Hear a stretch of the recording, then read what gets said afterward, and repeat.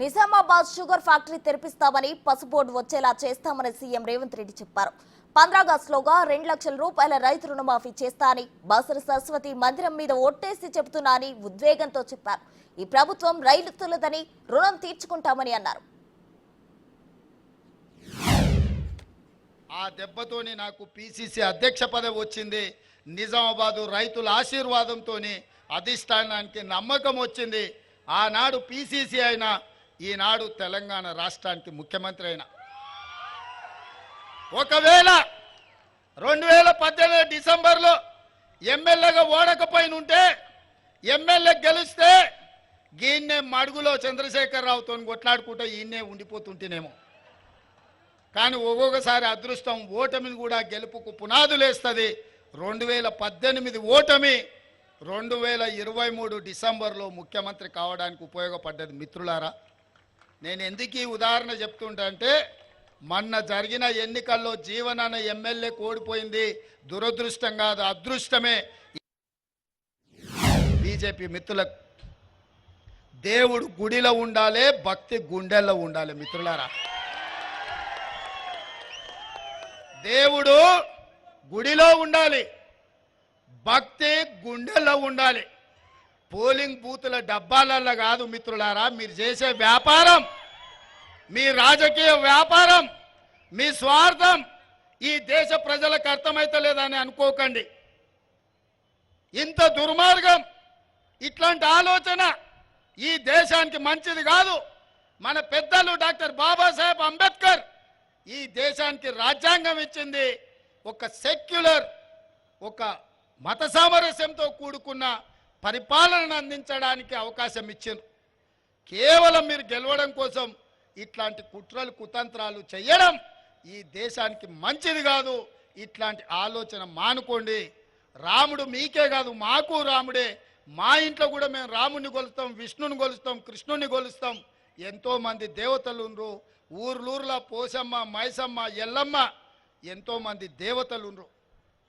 ఇవన్నీ మన సాంప్రదాయంలో భాగం. ఎవరి మత విశ్వాసం వాళ్ళది. నేను హిందువునని గర్వపడతా, ముస్లింలను, క్రిస్టియన్లను, సిక్కులను ఆదరిస్తా, గౌరవిస్తా. ముఖ్యమంత్రిగా నా బాధ్యత మత సామరస్యం పాటించడం అనేది రాజ్యాంగం మనకు నేర్పిన, మన పెద్దలు తరతరాలుగా మనకిచ్చిన మన సాంప్రదాయం. ఊర్లలో పీర్ల పండుగ ఎవరయ్యా? మనం కాదా చేసేది? అలా వాడేది మనం కాదా? ఊర్లో ఏదైనా ఉండి చర్చిలో క్రిస్మస్ వస్తే 10 మందికి మనం సాయం చేస్తలేమా? మన గణేష్ నిమజ్జనం వస్తే ముస్లింలు మనకు అండగా నిలబడతలేరా హైదరాబాద్లో? ఇది మన సంస్కృతి, మన సాంప్రదాయం. దీన్ని కూడా రాజకీయాలకు వాడుకోవాలని బీజేపీ చూస్తుంది. మిత్రులారా, ఇది దేశానికి మంచిది కాదు. కాంగ్రెస్ ఎన్నో 50 ఏళ్ళ అధికారంలో ఉంది. అధికారం కాంగ్రెస్కు కొత్త కాదు, ప్రతిపక్షం అసలే కొత్త కాదు. కానీ ఇట్లాంటి విపత్కరమైన పరిస్థితుల్లో దేశాన్ని కాపాడాల్సిన బాధ్యత కాంగ్రెస్ పార్టీకి ఉంది. అందుకే ఈరోజు ఇందిరాగాంధీ గారి దేశం కోసం ప్రాణాలు ఇచ్చారు, రాజీవ్ గాంధీ గారి దేశం కోసం ప్రాణాలు ఇచ్చారు, సోనియా గాంధీ, రాహుల్ గాంధీ గారి దేశం కోసం పదవులు త్యాగం చేశారు. ఇక ఇప్పుడు త్యాగాలు చేసేది లేదు, కొట్లాడేదే.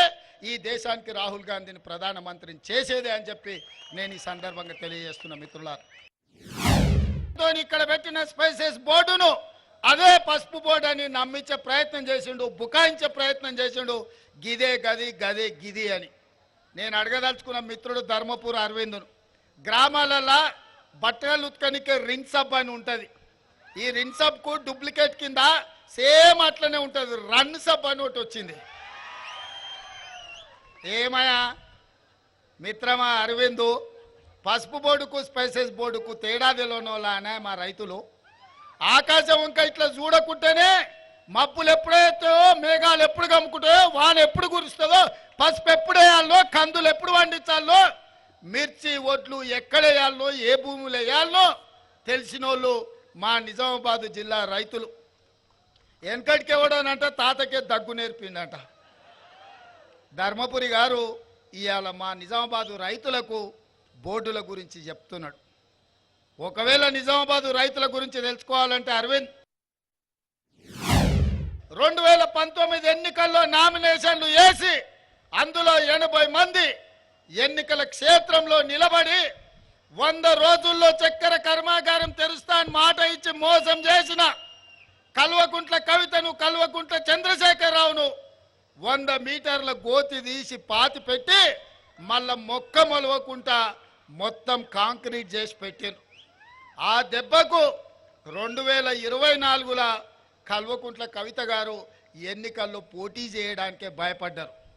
అంటే నిజామాబాదు రైతాంగంతో పెట్టుకుంటే శాశ్వతంగా ఇక్కడి రైతులను మోసం చేస్తే శాశ్వతంగా రాజకీయంగా సమాధి చేస్తామని చెప్పి ఈ ప్రాంత రైతులు నిరూపించారు. మిమ్మల్ని నేను అభినందిస్తున్నా. ప్రభుత్వం ఏర్పాటు చేస్తుంది.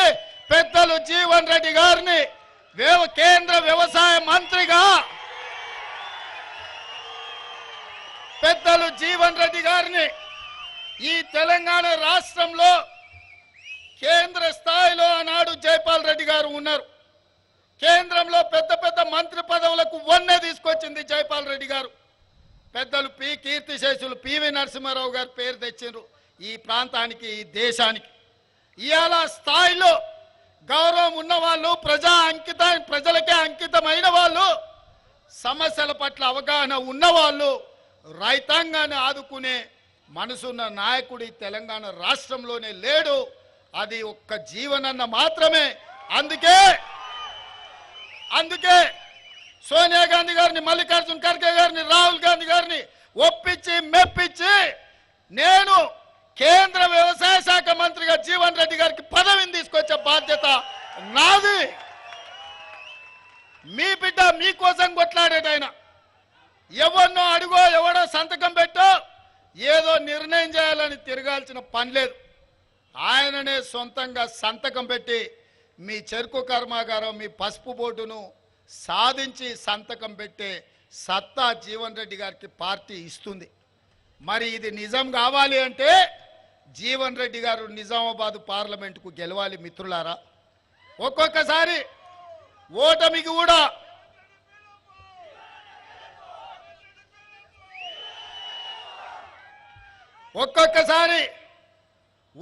కూడా గెలుపులకు పునాదులేస్తాయి. నేనే ఉదాహరణ. 2018 డిసెంబర్లో నా మీద కక్ష కట్టి, నా మీద పగబట్టి అర్ధరాత్రి నా ఇంటి తలుపులు బద్దలు కొట్టి వేలాది మంది పోలీసులను పెట్టి చంద్రశేఖరరావు అర్ధరాత్రి పూట నన్ను కిడ్నాప్ చేశాడు. ఈరోజు మీకు స్పష్టంగా 3 మాటలు ఇస్తున్నా.